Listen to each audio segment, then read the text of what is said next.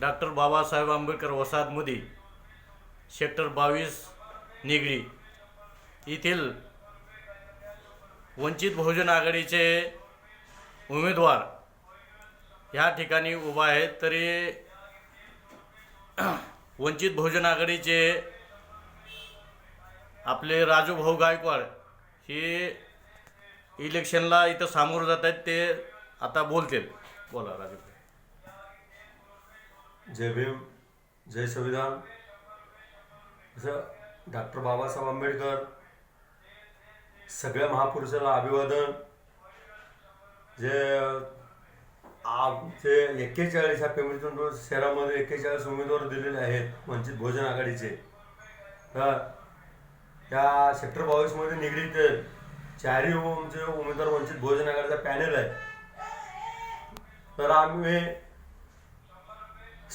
लोकांना घराघरात जाऊन आम्ही लोकांना building to building door to door सगळा पूर्ण प्रचार लोकांपर्यंत आम्ही पोहोचलेलो आहोत आणि आव्हान केलेलं आम्ही वंचित बहुजन आघाडीला ह्या वेळेस निवडून द्यायचं। त्यांना आम्ही सांगितलेलं आहे।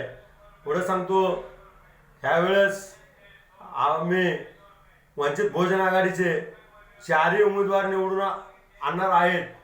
पण ह्या ठिकाणी असं म्हणलं जातं, राष्ट्रवादी असेल, भाजप असेल, काँग्रेस असेल, शिवसेना असेल, मनसे असेल, ह्या जे लोक म्हणतात आम्ही पैसे देऊन यांचे मतदान विकत घेऊ। पण आम्ही एवढं सांगतो की पैसे हे जनतेला जाहीर आव्हान आहे माझं, यांच्याकडून जे पैसे घ्या तुम्ही आणि वंचित बहुजन आघाडीला तुम्ही सगळेजण गॅस सिलेंडर तुम्ही चालवा का। तर पुढच्या 5 वर्षाला वंचित बहुजन आघाडीच्या विरोधामध्ये ह्याने इलेक्शन लढवताना 10 वेळा विचार केले पाहिजेत की हे लोक पैसे दिले तर पण आपल्याला आता मतदान करणार नाहीत। याचा मेसेज आपण पाठवू, यांना कळायला पाहिजे। यांच्या 5 वर्षांचे यांचे गाणं आपलं आणि हा जातीवादी सरकार बीजेपी असेल, सगळ्या पक्षाचे एकच आहेत।